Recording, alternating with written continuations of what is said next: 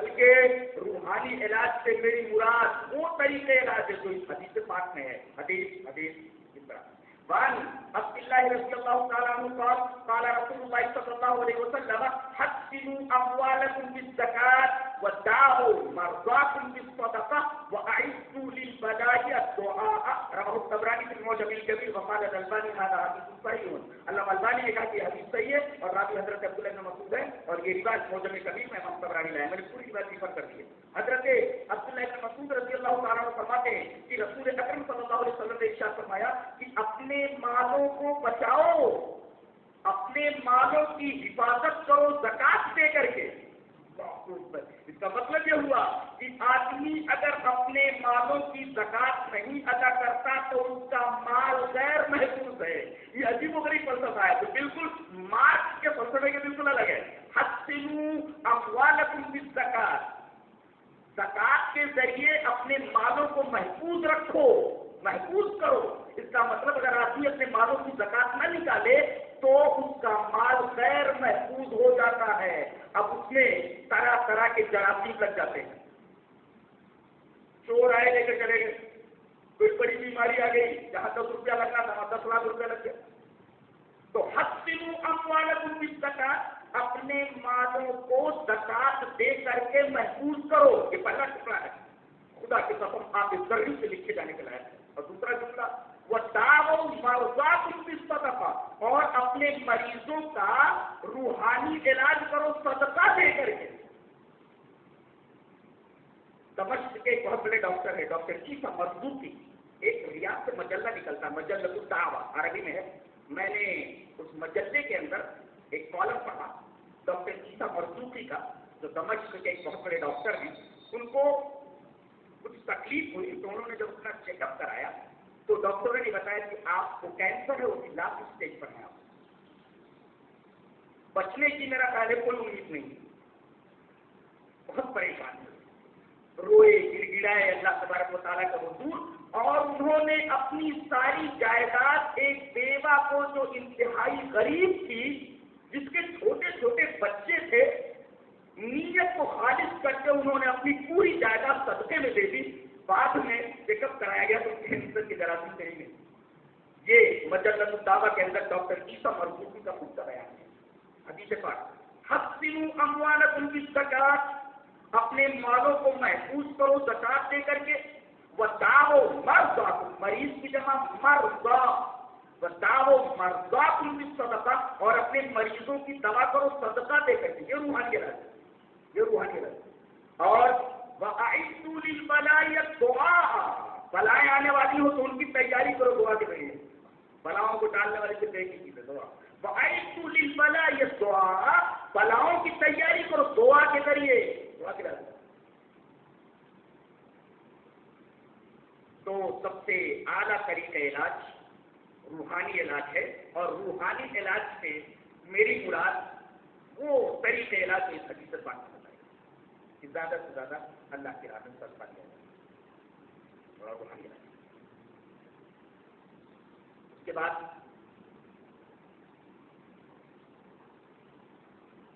علاج کرنے والے کے لیے شرائط کیا کیا ہے.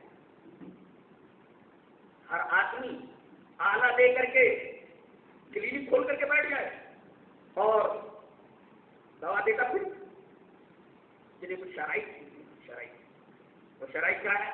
یہ حدیث وعن جابر رضی اللہ تعالی عنہ عن رسول اللہ صلی اللہ علیہ وسلم انہ قال لكل داء دواء فإذا أصيب دواء الداء برأ بإذن الله. رواہ مسلم کی کتاب السلام. حضرت امام مسلم حدیث پاک کو مسلم شریف کی کتاب السلام کے اندر ہے.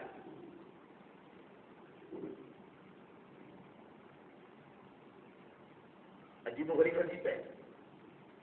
نبی کریم صلی اللہ علیہ وسلم نے ارشاد فرمایا کہ ہر بیماری کی دوا، دنیا کے اندر کوئی ایسی بیماری نہیں جس کی دوا نہ ہو. یہ پہلے جملے کے اندر بات کہی گئی. اچھا، دوسرا ٹکڑا قابل غور ہے. ہم اس دوسرے ٹکڑے پر رک کر پاؤز کر کے تھوڑا غور کرنا چاہیں گے. کہ فَإِذَا أُصِيبَ ہر بیماری کی دوا ہے، لِكُلِّ دَاءٍ دَوَاءٌ، فَإِذَا أُصِيبَ دَوَاءُ الدَّاءِ، کتنا عجیب و غریب جملہ ہے، بس جب پہنچ جائے بیماری کی دوا، یہ بڑا عجیب و غریب جملہ ہے، بس جب پہنچ جائے بیماری کی دوا، آدمی کو جو بیماری ہے اس کی دوا اس سے ملنی چاہیے. اس کا مطلب کہ دوا کے اثرات بیماری کی ماہیت کے مطابق ہیں. مرض کچھ ہے، دوا کچھ دے رہا ہے. پیدا مصیبت دوا اٹھتا ہے، بیماری کی دوا ہونی چاہیے. ایسا نہیں کہ مرض کچھ ہو اور دوا کچھ دی جا رہی ہو. یہ تو ایسے ہی ہوگا، مریض عشق پر رحمت خدا کی، مرض پڑتا گیا، دوا کی مرض کچھ ہے اور دوا کچھ دے رہا ہے. پیدا مصیبت دوا اٹھتا ہے، بیماری کی دوا. اس کا مطلب یہ ہے کہ دوا کے اثرات بیماری کی ماہیت کے مطابق. ایک بات تو دوسرے، ڈاکٹر ایسا ہو جو بیماریوں کی علامتوں سے واقف ہو، ان کے اثرات سے واقف ہو، بیماری کی علامتوں سے واقف ہو، اس طرح صحیح تشخیص کرے گا. بیماری کے لیے صحیح تشخیص ضروری ہے. یہ اس وقت ممکن ہے جب ڈاکٹر دواؤں کے اثرات سے واقف ہوگا، ساتھ ساتھ بیماری کی علامتوں سے واقف ہوگا. تو درست تشخیص اور صحیح پرسکرپشن، صحیح تشخیص. یہ حدیث بتا رہی ہے کہ ہر ایرے کو کلینک کھول کر کے دوا دینے کی اجازت نہیں دی جا سکتی.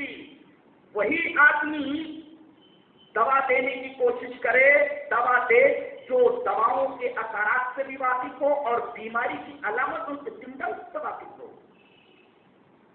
اور دوا دے تو دوا کے اثرات بیماری کی ماہیت کے مطابق.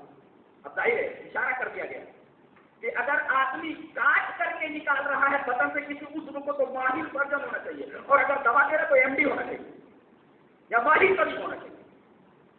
ہر ایرے گہرے کو دوا دینے کی اجازت نہیں ہے، اور اگر مر گیا تو یہ آدمی قاتل مانا جائے. پیدا مصیبت دوا اٹھتا ہے، بیماری کی دوا. اس میں ایم ڈی ہونے کی طرف اشارہ کیا گیا. ایم ڈی بنو، سرجن بنو جی. اور اس کے بعد آدمی یہ نہ سمجھے ڈاکٹر صاحب نے دوا دے دی ہے آدمی کا ٹھیک ہو جانا یقینی ہے. نہیں، یہ اعتقاد کی بات آ کے بتائیے. باذن اللہ، اللہ جب حکم دے گا تب مرض کی تشخیص کے باوجود، درست تشخیص کے باوجود، اچھے پرسکرپشن کے باوجود، دواؤں کے اثرات کے باوجود اگر اللہ نہیں چاہے گا تو آدمی اچھا نہیں ہوگا. باذن اللہ.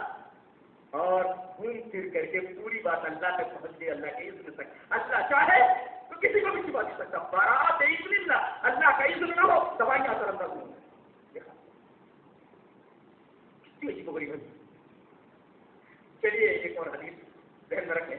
حدیث وعن ابي الدرداء رضي الله تعالى عنه قال قال رسول الله صلى الله عليه وسلم ان الله انزل الداء والدواء وجعل لكل داء دواء فتداووا ولا تداووا بحرام. رواه ابو داؤد في كتاب الطب.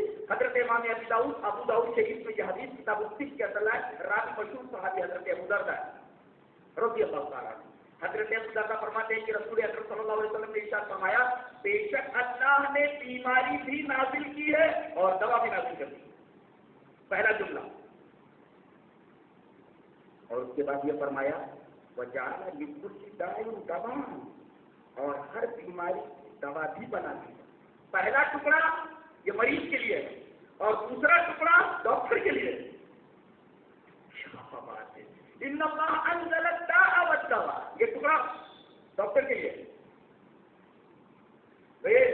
اللہ تبارک و تعالیٰ نے بیماری بھی نازل کی ہے اور دوا بھی نازل کر دی ہے. تو اب ڈاکٹر کو مایوس نہیں ہونا چاہیے کہ بھائی میں اس بیماری کا علاج نہیں کر سکتا. مایوس نہیں ہونا چاہیے. اور یہ کہا گیا وہ جعل لكل داء دواء، ہر دوا کی، ہر بیماری کی دوا ہے. مریض کو بھی مایوس نہیں ہونا چاہیے کہ جب اللہ تعالیٰ نے ہر بیماری کے لیے دوا دی ہے رکھی ہے تو ضرور اللہ کا حکم ہوگا تو میں شفا یاب ہو جاؤں گا. تو پہلا ٹکڑا ڈاکٹروں کے لیے مایوس نہ ہونا کہ میں علاج نہیں کر سکوں گا، اس لیے کہ اللہ تعالیٰ نے بیماری بھی نازل کی ہے اور دوا بھی نازل کی ہے. پہلی یہ تمہارا کام ہے. وہ جا رہا لکھو لکھائی دوا، یہ دوسرا ٹکڑا مریضوں کے لیے ہے کہ یہ مایوس نہ ہو کہ ہم سے فائدہ نہیں ہو سکتے، ان کو مایوس نہیں ہونا. اچھا ایک قید کے ساتھ دوا کریں میں پتا ہو دوا کرو، لیکن ایک بات کا خاص خیال رکھیں کہ وجہ تداو بے حرامی، حرام چیز سے آپ علاج نہ کریں، کوئی حرام چیز آپ استعمال نہ کریں. تب اس کے کہ میں حرام ادویہ کے استعمال کی طرف آؤں. میں سب سے پہلے علاج کے جو طریقے ہیں ان کے اوپر ہم پہلے خرچ کرتے ہیں. سب سے بہترین طریقہ علاج روحانیت کے بعد، روحانی علاج کے بعد ایک طریقے علاج ہے کامیاب ترین. چلیے ہم نبی سے پوچھ لیتے ہیں کہ وہ کامیاب ترین علاج روحانی علاج کے بعد کون سا ہے؟ نبی کریم صلی اللہ علیہ وسلم ارشاد ہے حدیث وعن ابي هريره رضي الله تعالى عنه ان رسول الله صلى الله عليه وسلم قال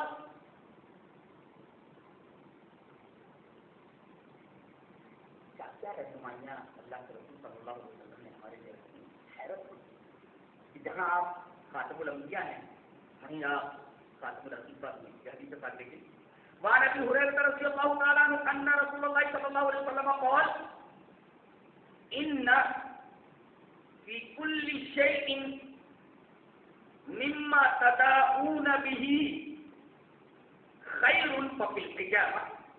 رواه مسلم. حضرت امام احمد بن حنبل رحمہ اللہ اپنی حدیث کتاب مسلم احمد کے اندر یہ بات ہے اور راوی حضرت ابو ہریرہ حدیث کا ترجمہ دیکھیں. پہلی بات یہ ہے اور ایک کامیاب ترین طریقہ ہے روحانی علاج کے بعد آپ نے ارشاد فرمایا ان رسول اللہ صلی اللہ علیہ وسلم ابو ہریرہ فرماتے ہیں کہ جو طریقہ علاج تم اختیار کرتے ہو ان طریقے علاج میں، طریقہ پائے علاج میں سب سے بہترین طریقہ حجامہ ہے. حجامہ بچنا لگوانا یہ کامیاب ترین طریقہ علاج ہے. یہ تقریباً 1000 سال پرانا ہے اور نبی کریم صلی اللہ علیہ وسلم نے اس کی طرف ہماری رہنمائی کی. اور ہر ایرا غیرہ آدمی یہ کام نہیں کر سکتا. ان نسوں کو پہچاننا، ان رگوں کو پہچاننا اور رگوں کو پہچان کر کے ان کے اوپر صحیح طریقے سے نشتر لگانا اور پھر نشتر لگا کر کے تو بھی اس پر لگا کر کے فاسد خون کو چوس کر کے اگلنا، حجاب. یہ حجاب جو آج کل کپنگ تھراپی کے نام سے اس کو کپنگ تھراپی بولتے ہیں آج کی جدید اصطلاح کے اندر. اور یہ کامیاب ترین طریقہ علاج ہے. اگر آدمی کے سر میں درد ہو پرانا، حجامت کے ذریعے اس کا کامیاب ترین علاج کیا جا سکتا ہے. بی پی کا علاج حجامت کے اندر، ہارٹ پیشنٹ کا علاج حجامت کے اندر. اسی طریقے سے زہر کا علاج بھی آپ کو سن کر حیرت ہوگی کہ جنگ خیبر کے موقع پر نبی پاک صلی اللہ علیہ وسلم کی دعوت ایک یہودی شخص جس کا نام سلام بن مشکم تھا، اس نے دعوت کی اور آپ نے دعوت قبول فرما لی. جب آپ دعوت کھانے کے لیے بیٹھے تو سلام بن مشکم کی بیوی نے، یہودیہ جو تھی، اس نے گوشت کے اندر زہر ملا دیا اور زہر حلال تھا. نبی کریم صلی اللہ علیہ وسلم نے ایک لقمہ کھا ہی لیا اور زہر کا اثر آپ کے پورے بدن میں پھیل گیا. نبی کریم صلی اللہ علیہ وسلم نے 3 مرتبہ پچنا لگوایا جس سے بڑی حد تک زہر کا اثر پیدا ہوا. سیرت کی کتابوں میں یہ واقع ہوا، یعنی زہر کے اثرات کو حجامت کے ذریعے دور کیا. یہ ایک کامیاب ترین طریقے علاج تھا اور آج بھی ہے، لیکن اس کے ماہرین بہت کم رہ گئے. پرانے سے پرانا سردرد کپنگ تھراپی شروع ہوا. یہ ایک بہترین طریقہ علاج. جہاں تک سرجری کا معاملہ ہے، یعنی کوئی عضو اندر کا خراب ہو جائے یا باہر کا تو کاٹ کر نکال دیا جائے، یہ بھی ایک بہترین طریقہ ہے. اس لیے کہ اگر وہ خراب